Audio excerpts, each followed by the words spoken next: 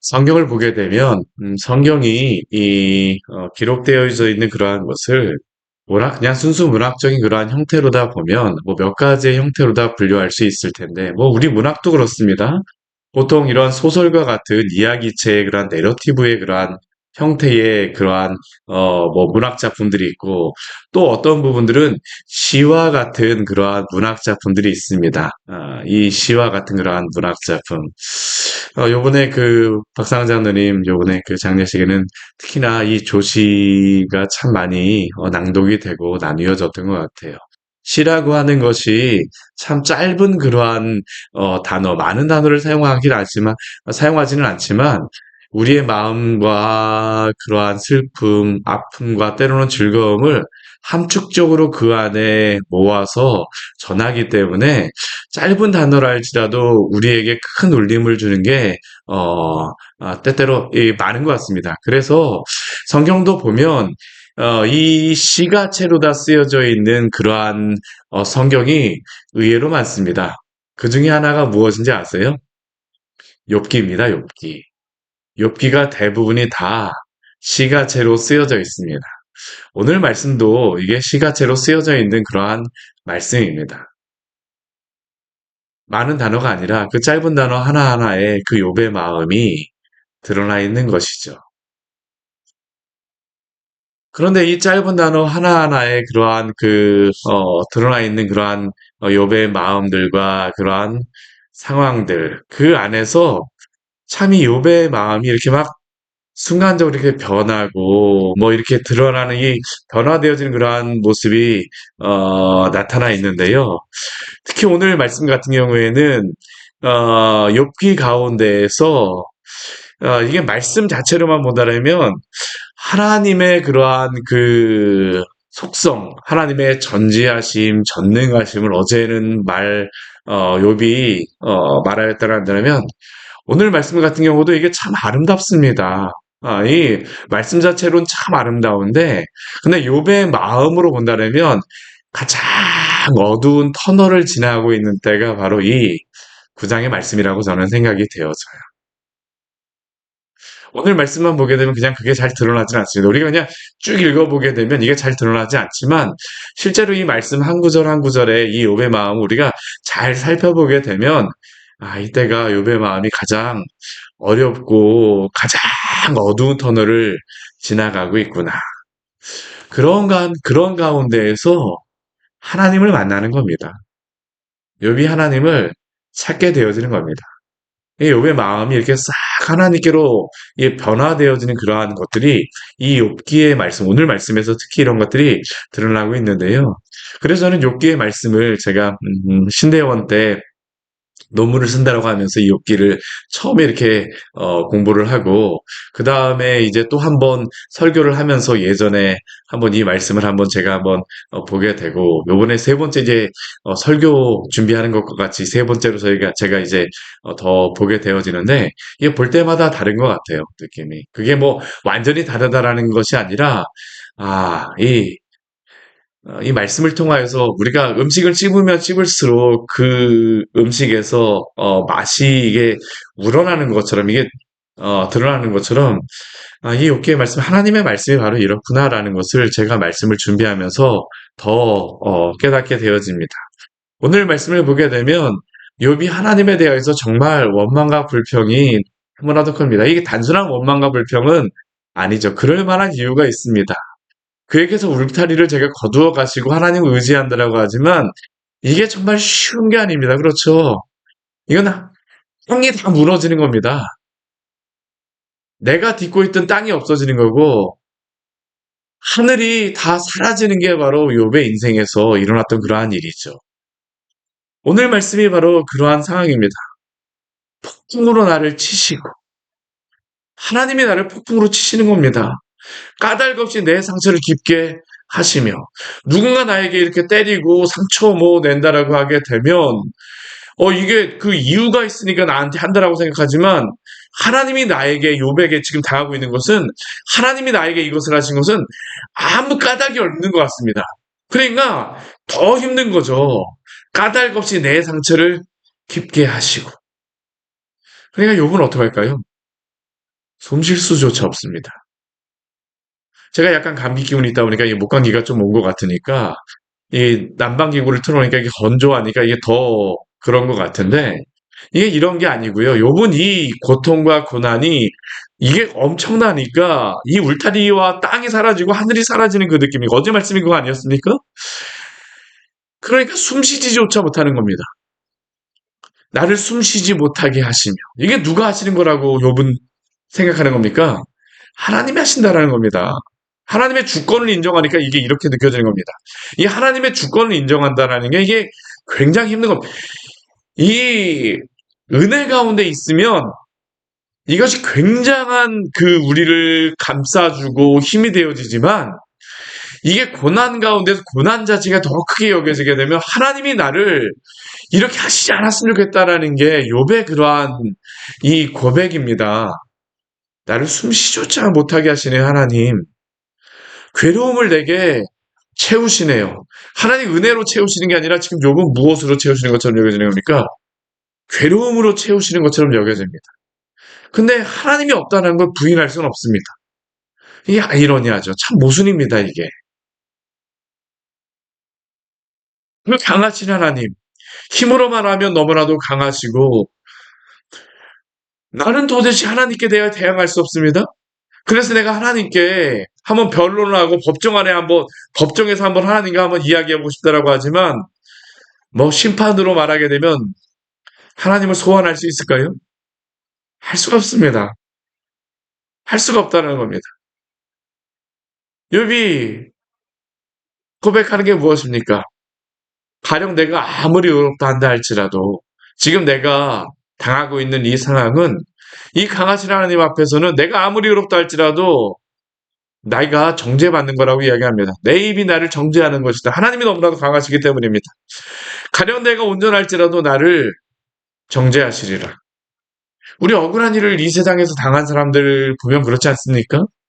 힘 있는 사람들이 이 나를 억압한다라고 억울한 사람들이 그런 것들을 한다고 하게 되면 방법이 없으니까 그냥 남몰래 눈물 질 수밖에 없는 그러한 상황을 때때로 우리도 당하고 이 세상에서 그러한 일을 당하는 사람들을 보게 되면 얼마나 힘들까요? 이게 욥이 당하고 있는 게 바로 이겁니다.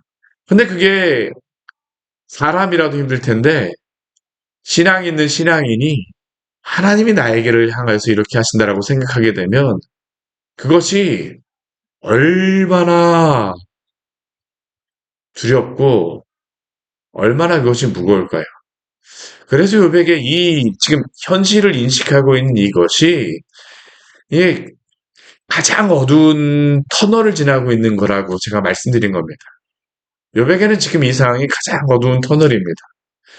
그의 친구들이 와갖고 이해를 해줄 줄 알았는데 너의 자녀조차도 죄를 범한 것 때문에 그 일을 당하였다라고 말하니 이게 정신을 차릴 수가 없는 겁니다.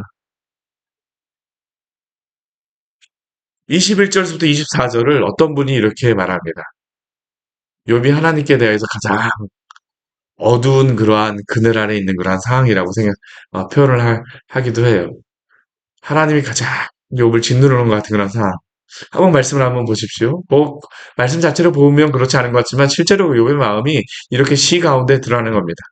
나는 온전하다라고 지금 이야기합니다. 나는 온전하다마는 앞에는 가령 내가 온전할 의로울지라도인데 지금 21절 어떻습니까? 나는 온전하다마는 나는 온전한데 내가 나를 돌아보지 아니함.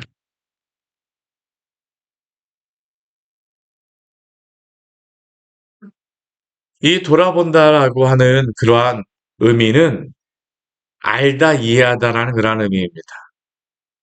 나는 온전한 것 같은데 내가 나 자신을 이해하려고 하는데 이해가 되어지지 않습니다.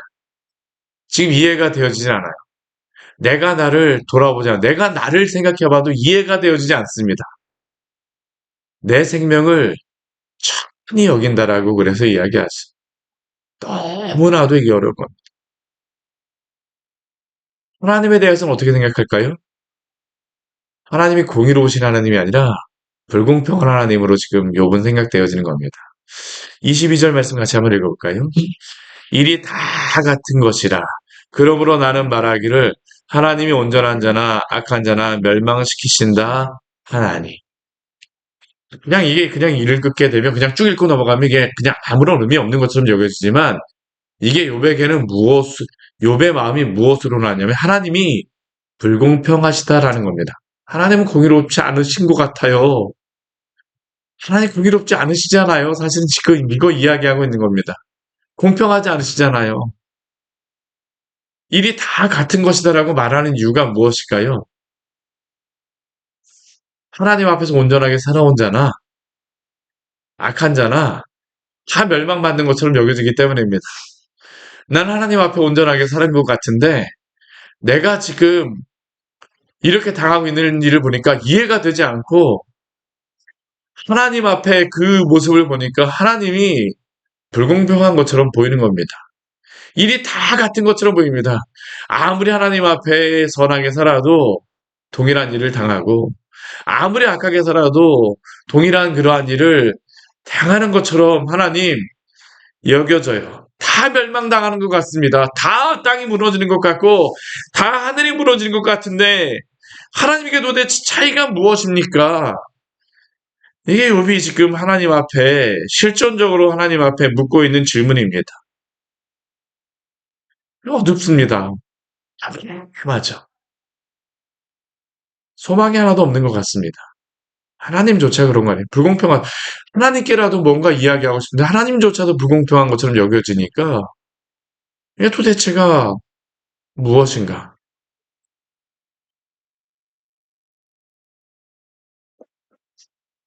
23절 말씀 갑자기 재난이 닥쳐 죽을지라도 무죄인 자의 절망도 그가 비웃으시리라. 갑자기 재난을 당한 욥의 상황이죠. 무죄한 자의 절망.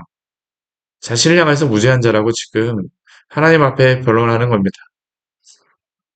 말하면 말할수록 자신은 아무 죄가 없는 것 같아요, 지금. 무죄한 자의 절망도. 근데 하나님 어떠십니까? 비웃으시는 것 같다라는 겁니다. 이게 욥의 마음입니다. 세상은 악인의 손에 넘어간 것 같습니다. 재판관의 얼굴도 가려졌다라고 욥은 고백하죠. 하나님이 참된 재판관이 되어주셔야 되는데 욥에게는 어떻습니까? 하나님의 얼굴도 가려진 것 같습니다.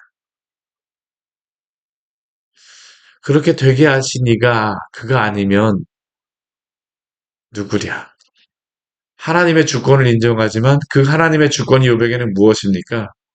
캄캄한 어둠입니다. 그래서 욥의 인생에게 지금 이 순간은 가장 어두운 때입니다. 21절부터 24절까지의 그 말씀이 욥에게는 가장 어두운 순간이라고 이야기하는 겁니다. 하나님조차도 이렇게 여겨진다는 것. 이게 욥에게 일어날 그러한 상황이죠. 근데 사랑하는 성도 여러분, 이러한 상황 가운데서 하나님은 그 고난 자체를 통하여서도 우리의 생각을 바꾸시며 하나님께로 우리를 돌리시는 줄 믿으시기를 바랍니다. 우리의 인생이 이렇게 눌려지게 되면 용수철이 막 눌려지게 되면 어떻습니까? 튀어오르는 것과 같이 욥에게는 이 고난이 굉장히 어두운 것 같지만 하나님이 이 순간은조차도 튀어오르게 하십니다. 부풀어 오르게 하시는 하나님의 은혜가 있으심을 기억하시길 바랍니다. 욥의 생각을 바꿔주세요. 이 고난이라고 하는 게 저는 이 욥기는 굉장히 중요한 의미가 있는 게 뭐냐면 이 고난을 통하여서 자신에 대한 그러한 인식도 달라지고요. 인간공부에 대하여서 그냥 꽉 붙들려 있던 그 욥이 지금 이 상황도 인간공부에 붙들려 있는 욥입니다. 나 자신을 지금 정죄하고 있는 겁니다. 하나님도 그렇게 생각되고 있는 겁니다.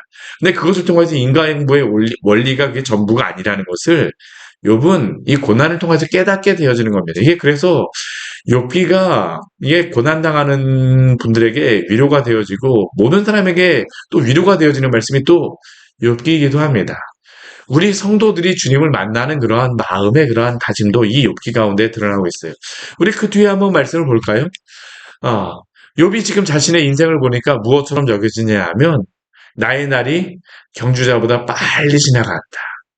가장 지나가지 않는 밤이 또 순간으로 보게 되면 이 시간으로 보게 되면 가장 빨리 지나가는 것처럼 여겨집니다. 앞에서도 그런 것들을 고백하였었는데요. 우리 26절 말씀 보아도 비슷한 침상을 이야기합니다. 지나가는 것이 빠른 배와 같다. 뭐 보트 지나가는 것 같은지 모르겠어요. 지나가는 것이 빠른 배같이 막 빠른 물살에 가는 그러한 배와 같이 쏜살같이 지나가는 것 같이 날아내리는 독수리와 같이 나의 날이 지나가는구나. 이것은 하나님 앞에 무엇인가 변론하고 싶지만 변론할 수 있는 그 날도 빨리 지나가는구나. 너무나도 허무한 것 같죠. 그럼 이러한 고난을 당할 때 사람들이 이것을 이겨내는 방법이 여기에 보게 되면 욥이 보통 세상이 이것을 이겨내는 방법을 몇 가지를 이야기합니다. 오늘 말씀은 한 세 가지를 이야기합니다. 가장 첫 번째 이러한 고난을 당할 때 세상 사람들이 하는 방법은 무엇일까요? 즐거운 생각을 갖자. 좋은 마음을 갖자. 어제까지는 원망과 불평했을지 모르지만 오늘은 불평하지 말고 좋은 생각을 갖자. 이게 바로 27절 말씀에 나옵니다. 우리 27절 말씀 같이 한번 읽어보겠습니다. 가령 내가 말하기를 내 불평을 잊고 얼굴빛을 고쳐 즐거운 모양을 하자 할지라도 우리가 고난을 당하게 되면 화장을 새로 고쳐 한다든가 아니면 많이 하는 것들이 무엇입니까? 우리 미용실 가거나 이발을 하잖아요. 그렇죠? 헤어스타일을 바꾸는 것들. 욥이 지금 그런 겁니다. 내가 너무나도 힘드니까 얼굴빛을 한번 고쳐보자. 한번 웃어보자. 웃음 치료, 웃어보자. 즐거운 모양을 하자. 즐거운 그러한 모습으로 한번 해보자. 근데 욥이 이게 효과가 있을까요? 효과가 없습니다. 왜 그럴까요? 지금 이 상황이 그냥 단순히 사람이 주는 것이 아니기 때문입니다. 주께서 나를 죄 없다고 여기지 아니하실 줄을 아나이다. 이 고난이 하나님으로부터 온다라는 것을 욥이 다시 한번 자각하게 되니까 이게 아무런 의미가 없다라는 것이죠. 단순간 한 몇 시간은 괜찮을지 모르겠지만 시간이 지나면 어떻습니까? 또 똑같아집니다. 그래서 욥은 다른 방법을 씁니다. 욥은 뭘 할까요? 무엇인가로 씻어냅니다. 나의 이 마음을 무엇인가로 씻어내면 좋겠다. 그래서 목욕이라도 한번 해보겠다는 겁니다. 눈 녹은 물로 몸을 씻고 이게 차가운 물에 입수하는 것 한겨울에 냉수마찰하는 거죠. 눈 녹은 물로 몸을 씻고 잿물로 손을 깨끗하게 할지라도 근데 문제는 무엇입니까? 상황은 사라지지 않고 이 마음은 변하지 않는 겁니다. 주께서 나를 다시 개천에 빠지게 하시고 내 옷이라도 나를 싫어하리이다. 이게 바로 욥이 처한 상황이죠. 이 세상의 사람들은 한 이 두 가지 정도를 보통 이야기합니다. 근데 이러한 상황을 당하고 보니까 이 세상에서 더 이상 방법이 없다는 것을 발견하고 나니까 욥이 발견하게 되어지는 한 가지가 있습니다. 이게 아직도 소망은 없는 것 같지만 욥에게 발견하는 너무나도 중요한 겁니다. 우리 32절, 33절 말씀 같이 한번 읽어보겠습니다. 하나님은 나처럼 사람이 아니신즉 내가 그에게 대답할 수 없으며 함께 들어가 재판을 할 수도 없고 우리 사이에 손을 얹을 판결자도 없구나. 아멘. 지금 욥의 가장 힘든 것은 무엇입니까? 우리 9장 말씀은 하나님과 재판정에 서고 싶다라는 겁니다. 재판정에 서고 싶다라는 거예요. 변론을 하고 싶다. 친구에게는 소망이 없으니까 하나님에게 직접 나아가서 재판을 하고 싶다라는 겁니다. 근데 그 앞에 말씀까지의 내용은 무엇이냐 하면 더 이상 하나님과 변론을 하고 싶지만 하나님이 너무나도 크시고 위대하셔서 내가 도저히 게임이 되어지지 않는구나라는 겁니다. 나는 하나님 앞에 재판할 수 없는 사람이구나. 내가 하나님 앞에 선다 할지라도 설령 선다 할지라도 하나님과 나하고는 본질적인 차이가 있구나라는 것을 깨닫는 게 바로 욥에게서 일어나는 그러한 상황입니다. 그러면 욥에게 필요한 것이 무엇일까요? 하나님과 나는 본질적으로 차이가 있습니다. 재판정에 서도 할 수가 없어요. 이 상황을 변론조차 할 수 없고 욥은 그냥 숨 쉴 수조차 없는 게 바로 하나님이십니다. 이게 선지자들이 하나님을 만났을 때에 일어났던 일입니다. 이사야도 힘을 잃어버리죠. 정신을 잃어버립니다. 예레미야도 그렇습니다.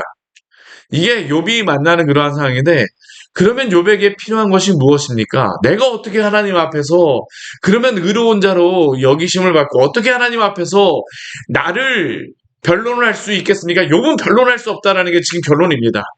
그럼 어떻게 하나님 앞에 욥이 변론할 수 있을까요? 그게 바로 판결자입니다. 판결자는 누굴까요? 변호사라는 겁니다. 중보자. 욥이 발견하는 것은 결국 누굴까요? 나의 인생에 예수 그리스도가 필요하구나라는 것을 그런 이 고난을 통하여서 발견하게 되는 겁니다. 제가 요 며칠 계속적으로 말씀드리는 것 가운데 고난 가운데 우리가 어떻게 예수 그리스도를 만나는가라고 많은 분들이 질문을 내가 어떻게 고난 가운데 예수님을 만났지? 바로 이겁니다. 우리가 고난 가운데 예수님을 왜 만나게 될까요? 우리가 처음에 하나님 앞에 서게 되면 아무것도 할 수 없고 내 울타리가 무너진 것 때문에 너무나도 힘듭니다. 나는 아무것도 할 수 없고 원망스럽습니다. 이게 욥에게 지금 일어나고 있는 일입니다. 너무나도 원망스러워. 이 상황이 너무나도 원망스럽고 지금 그러니까 누구에게도 원망스럽으니까 하나님에게조차 원망스러운 거예요. 하나님 왜 그러세요? 하나님 왜 그러세요? 하나님 왜 그러세요? 고난을 당하게 되면 불신자라 할지라도 또한 신자라 할지라도 이러한 일들이 벌어지게 됩니다. 근데 주님을 재발견하게 되어지는 그러한 그것이 무엇이냐 하면 이 고난과 환란의 끝에 주님이 서 계시구나라는 것을 하나님께서 알게 해주시는 것입니다. 이게 바로 주님이 나의 참 울타리가 되어주신다라는 그러한 고백이기도 하죠.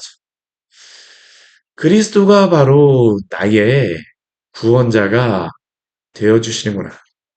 저도 사실 그랬습니다. 우리는 다 양 같아서 각기 제 길로 갔거늘 하나님께서 우리 모두의 죄악을 그에게 담당시키셨구나. 저도 하나님 왜요? 하나님 왜요? 그런 고민으로 너무나도 힘들었었는데 그 고민 가운데에 하나님께서 어느 순간 저에게 불현듯 깨닫게 해주신 것이 바로 그것이었습니다.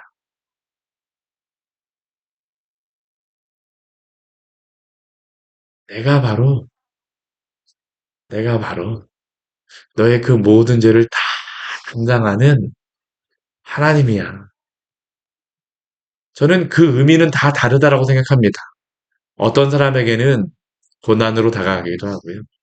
어떤 사람은 죄에 대한 자각으로 다가가기도 하고, 어떤 사람에게는 나에게 주신 너무나도 큰 기쁨으로 다가갈 때도 저는 있다고 생각. 나 같은 자에게 이러한 것까지, 이 은혜까지 베풀어 주신다니. 근데 결국에는 다 그곳으로 향하게 됩니다. 나 같은 죄인 살리시. 나 같은 자에게까지 이 모든 것을 주시는 하나님의 은혜. 나에게는 판결자가 필요하구나. 나에게는 중보자가 필요하구나.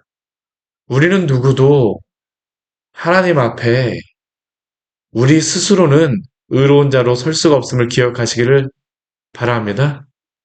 우리의 유일한 중보자는 바로 예수 그리스도이십니다. 그분 안에서만 우리는 소망을 발견할 수 있음을 기억하십시오. 주 안에서 위로받는 우리의 모든 삶이 되어지기를 축원합니다. 기쁨 가운데에서도 주님과 동행하는 우리의 삶이 되어지기를 축원합니다. 슬픔 가운데에서도 주님과 동행하는 우리의 삶이 되어지기를 축원합니다. 같이 기도하도록 하겠습니다. 하나님 아버지 오늘 말씀을 통하여서 우리